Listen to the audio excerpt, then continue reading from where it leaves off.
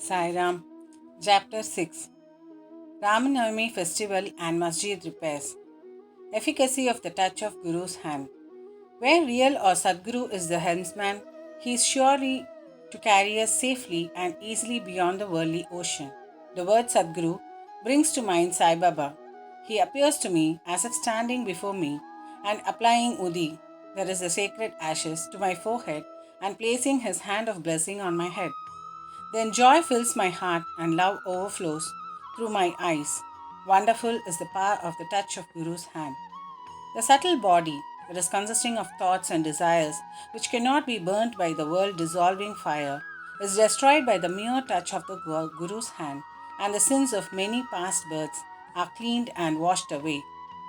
Even the speech of those whose heads feel annoyed when they hear religious and godly talks attains calmness. The seeing of Sai Baba's handsome form chokes our throat with joy, makes the eyes overflowing with tears, and overwhelms the heart with emotions. It awakens in us, I am, he, Brahman, consciousness, manifests the joy of realization and dissolving the distinction of I and thou, then and there, makes us one with the Supreme. When I begin to read scriptures, at every step I am reminded of my Sadguru, and Sai Baba assumes the form of Rama or Krishna and makes me listen to his life. For instance, when I sit to listen to Bhagavat, Sai becomes Krishna from top to toe, and I think he sings the Bhagavat or Uddhava Gita, that is the song of teachings by Lord Sri Krishna to his disciple Uddhava for the welfare of the devotees. When I begin to chit chat, I am at once put in mind of Sai's stories for enabling me to give suitable illustrations. When I myself start to write anything, I cannot compose a few words or sentences, but when he, of his own accord, makes me write, I go on writing and writing, and there is no end to it.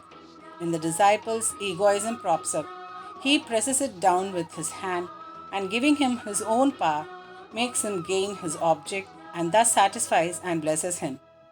If anyone prostrates before Sai and surrenders heart and soul to him, then unsolicited, all the chief objects of life, namely dharma, that is righteousness, artha, wealth, kama, desire, and moksha, deliverance, are easily and unsolicitedly attained. Four paths, namely karma, jnana, yoga, and bhakti, lead us separately to God. Of these, the path of bhakti is thorny and full of pits and ditches, and thus difficult to traverse. But if you, relying on your Sadguru, avoid the pits and thorns and walk straight, it will take you to the destination. So says definitely Sai Baba. After philosophizing about the self existent Brahman, his power to create this world and the world created, and stating that all these three are ultimately one and the same, the author quotes Sai Baba's words guaranteeing the welfare of the Bhaktas. There will be never any dearth or scarcity regarding food and clothes in any devotee's homes. It is my special characteristic that I always look to and provide for the welfare of those devotees who worship me wholeheartedly with their minds ever fixed on me. Lord Krishna has also said the same in the Gita. Therefore, strive not much for food and clothes. If you want anything, beg of the Lord, leave worldly honors, try to get Lord's grace and blessings, and be honored in His court. Do not be deluded by worldly honor. The form of the deity should be firmly fixed in the mind. Let all the senses and mind be ever devoted to the worship of the Lord. Let there be no attraction for any other thing. Fix the mind in remembering me always, so that it will not wander elsewhere towards body, wealth, and home. Then it will be calm, peaceful, and carefree. This is the sign of the mind being well engaged in good company. If the mind is vagrant, it cannot be called well merged. After quoting these words, the author goes on to relate the story of Ramanavami festival in Shirdi. As Ramanavami is the greatest festival celebrated at Shirdi, another fuller account, as published in Sai Leela magazine of 1925, page 197, is also referred to, and a summary of the festival, as related in both these accounts, is attempted here. Origin. One Mr. Gopalrao Gund was a circle inspector at Kovargaon. He was a great devotee of Baba. He had three wives, but had no issue. With Sai Baba's blessings, a son was born to him. In the joy that he felt regarding the event, an idea of celebrating a fair of Urus occurred to him in the year 1897, and he placed it for consideration before other Shirdi devotees, namely Tatya Patil, Dada Kote Patil, and Madhavrao Deshpande. They all approved of the idea and got Sai Baba's permission and blessings. Then, an application for getting the collector's sanction was celebrating the Urus was made, but as the village Kulkarni reported against holding the fair, the sanction was refused. But as Sai Baba had blessed it, they tried again and ultimately succeeded in getting the collector's sanction. The day for the Urus was fixed on the Ramanavami day after having consultation with Sai Baba. It seems he had some end in view in this, namely the unification of the two fairs or festivals, the Urus and the Ramanavami, and the unification of the two communities, the Hindus and the Mohammedans. As future events showed, this end or object was achieved. Though the permission was obtained, but other difficulties cropped up. Shirdi was a village and there was scarcity of water. There were two wells in the village, the one in use dried up soon, and the water from the second was brackish. This brackish water was turned into sweet one by Sai Baba by throwing flowers into it. The water of this well was insufficient, so Tatya Patel had to arrange to get water from a well by fixing moats, that is leather sacks, thereon at a considerable distance. Then, temporary shops had to be constructed and wrestling bouts arranged. Gopalrao Gund had a friend by name Damu Anna Kasar of Ahmednagar. He also was similarly unhappy in the matters of progeny, though he married two wives. He too was blessed by Sai Baba with sons, and Mr. Gund prevailed upon his friend to prepare and supply one simple flag for the procession of the fair. He also succeeded in inducing Mr. Nana Sahib Nimonkar to supply another embroidered flag. Both these flags were taken in procession through the village and finally fixed at the two ends or corners of the masjid, which is called by Sai Baba as Dwaraka Mai. This is being done even now. The sandal procession. There was another procession which was started in this fair. This idea of sandal procession originated with one Mr. Amish Shakkar Dalal, a Mohammedan Bhakta from Korla. This procession is held in honor of great Muslim saints. Sandal, that is chandan, paste and scrapings are put in the thali, that is flat dishes, and these are carried with incense burning before them in procession to the accompaniment of band and music through the village, and then after returning to the masjid, the contents of the dishes are thrown on the nimbar and walls of the masjid with hands. This work was managed by Mr. Amish Shakkar for the first 3 years and then afterwards by his wife. So one day the two processions, the flags by the Hindus and that of sandal by the Muslims, went on side by side and are still going on without any hitch. Arrangement. This day was very dear and sacred to the devotees of Sai Baba. Most of them turned out on the occasion and took a leading part in the management of the fair. Tatya Kote Patil looked to all outward affairs, while the internal management was entirely left to one Radhakrishna Mai, a female devotee of Baba. Her residence was full of guests on the occasion, and she had to look to their needs and also to arrange for all the paraphernalia of the fair. Another work which she willingly did was to wash out and clean and whitewash the entire masjid, its walls and floor, which were blackened and were full of soot on account of the ever-burning dhuni, that is the sacred fire of Sai Baba. This work she did during the night, when Sai Baba went to sleep every alternate day in the chavadi. She had to take out all the things, including even the dhuni, and after thorough cleaning and whitewashing, replace them as they were before. Feeding the poor, which was so dear to Sai Baba, was also a great item in this fair. For this purpose, cooking on a grand scale and preparing various dishes was done in Radhakrishna Mai's lodging, and various rich and wealthy devotees took a leading part in this affair. Transformation of Urus into Ramanavami festival. Things were going on in this way, and the fair was gradually increasing in importance till 1912 AD, when a change took place. That year, one devotee, Mr. Krishnarao Jageshwar Bhishma, that is the author of the pamphlet Sai Satcharitra, came for the fair with Dada Saheb Kaparde of Amaravati and was staying on the previous day in the Dikshit Vada. While he was lying on the veranda and while Mr. Lakshman Rao, alias Kaka Mahajani, was going down with puja materials to the masjid, a new thought arose in his mind and he accosted the latter thus: there is some providential arrangement in the fact that the Urus affair is celebrated in Shirdi on the Ramanavami day. This day is very dear to all the Hindus. Then why not begin the Ramanavami festival, the celebration of the birth of Sri Rama, here on this day? Kaka Mahachani liked the idea and it was arranged to get Baba's permission in this matter. The main difficulty was how to secure a Haridas who would perform Kirtan and sing the glories of the Lord on the occasion.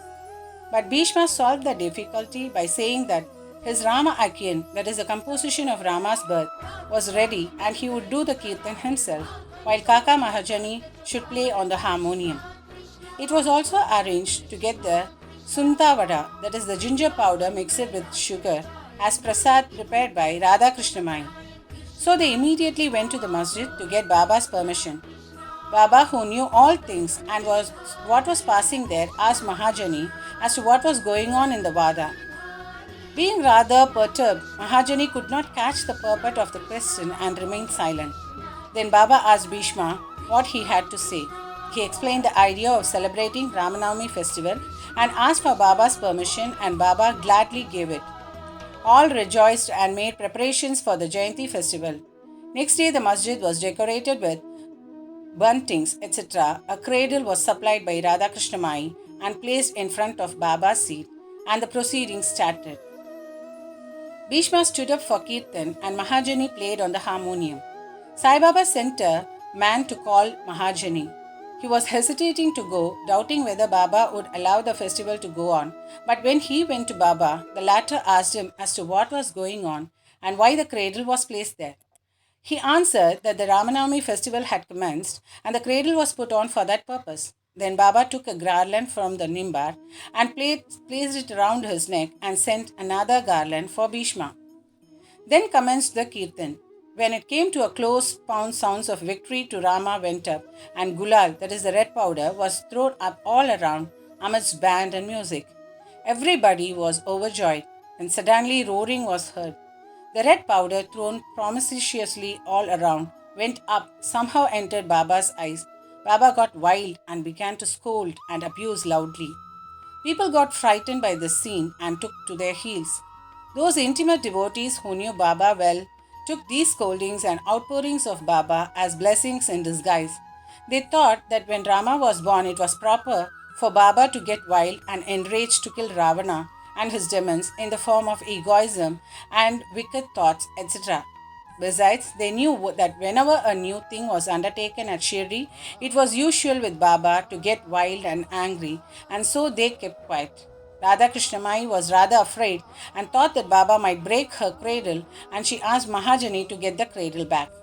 When he went to loosen and unfasten the cradle, Baba went to him and asked him not to remove it. Then, after some time, Baba became calm, and that day's program, including Mahapuja and Arati, was finished. Later on, Mr. Mahajani asked Baba for permission to remove the cradle. Baba refused the same, saying that the festival was not yet finished. Next day, another Kirtan and Gopal Kala ceremony, that is, an earthen pot containing poached rice mixed with curds, is hung, only to be broken after the Kirtan, and the contents distributed to all, or as was done by Lord Krishna amongst his cowherd, were performed, and then Baba allowed the cradle to be removed. While the Ramanavami festival was thus going on, the procession of the two flags by day and that of the sandal by night went off with the usual pomp and show. From this time onwards, the Urus of Baba was transformed into the Ramanavami festival. From next year, that is 1913, the items in the program of Ramanavami began to increase. Radhakrishna Mai started a Nama Saptaha singing the glory of God's name continuously day and night for 7 days from 1st of Chaitra. For this, all devotees took part by turns, and she also joined it, sometimes early in the morning. As Ramanavami festival is celebrated in many places all over the country, the difficulty of getting a Haridas was felt again. But 5 or 6 days before the festival, Mahajani met accidentally Balabua Mali, who was known as Modern Tukaram, and got him to do the Kirtan that year. The next year, another Balabuva Satarkar of Brihad Siddha Kavate district Satara, could not act as a Haridas in his own town as plague was prevailing in his town, and so he came to Shirdi. With Baba's permission, which was secured through Kaka Sahib Dikshit, he did the Kirtan and was sufficiently recompensed for his labor. The difficulty of getting a new Haridas every year was finally solved from 1914 by Sai Baba as he entrusted this function to Das Ganu Maharaj permanently, and since that time he has been successfully and creditably conducting the function up till now. Since 1912, this festival began to grow gradually year by year. From the 8th to 12th of Chaitra, Shirdi looked like a beehive of men. Shops began to increase. Celebrated wrestlers took part in wrestling bouts. Feeding of the poor was done on a grander scale. Hard work and sincere efforts of Radhakrishna Mai turned Shirdi into a Sansthan. Paraphernalia increased. A beautiful house, a palanquin, chariot, and many silver things, pots, buckets, pictures, mirrors, etc. were presented. Elephants were also sent for the procession. Though all this paraphernalia increased enormously, Sai Baba ignored all these things and maintained his simplicity as before. It is to be noted that both the Hindus and Mohammedans have been working in unison in both the processions, and during the entire festival, there has been no hitch or quarrel between them at all so far. First, about 5,000 to 7,000 people used to collect, but that figure went up to 75,000 in some years. Still, there was no outbreak of any epidemic or any riots worth the name during so many past years. Repairs to the masjid. Another important idea occurred to Gopal Gund just as he started the Urus affair. He thought that he should put the masjid in order. So, in order to carry out the repairs, he collected stones and got them dressed. But this work was not assigned to him. This was reserved for Nana Sahib Chandorkar and the pavement work for Kaka Sahib Dikshit. First, Baba was unwilling to allow them to have these works done, but with the intervention of the Mahal Sapati, a local devotee of Baba, his permission was secured. When the payment was completed in one night in the masjid, Baba took a small gaddi for his seat, discarding the usual piece of sackcloth used till then. In 1911, the Sabha Mandap was also put in order with great labor and effort. The open space in front of the masjid was very small and inconvenient. Kaka Sahib Dikshit wanted to extend it and put on it a roofing. At great expense, he got iron posts and pillars and trusses and started the work. At night, all the devotees worked hard and fixed the posts. But Baba, when he returned from Chavadi next morning, uprooted them all and threw them out. Once it so happened that Baba got very excited, caught a pole with one hand and began to shake and uproot it, and with the other hand caught the neck of Tatya Patil.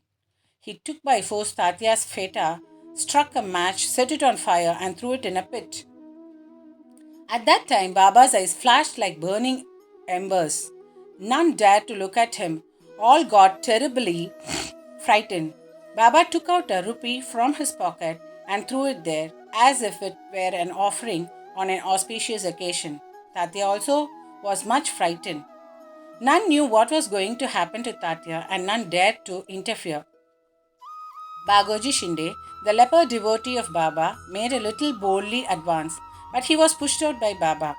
Madhavra was also similarly treated, he being pelted with brick pieces. So also those who went to intercede were similarly dealt with, but after some time Baba's anger cooled down.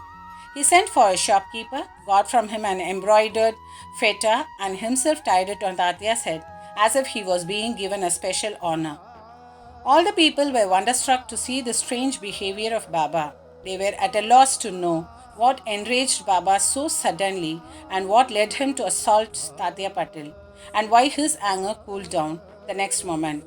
Baba was sometimes very calm and quiet and talked sweet things with love, but soon after, with or without any pretext, got enraged. Many such incidents may be related, but I do not know which to choose and which to omit. I therefore refer them as they occur to me. In the next chapter, the question whether Baba was a Hindu or a Mohammedan will be taken up, and his yogic practices and past and other matters will be dealt with. Bow to Sri Sai Baba, peace be to all. Om Sai Ram.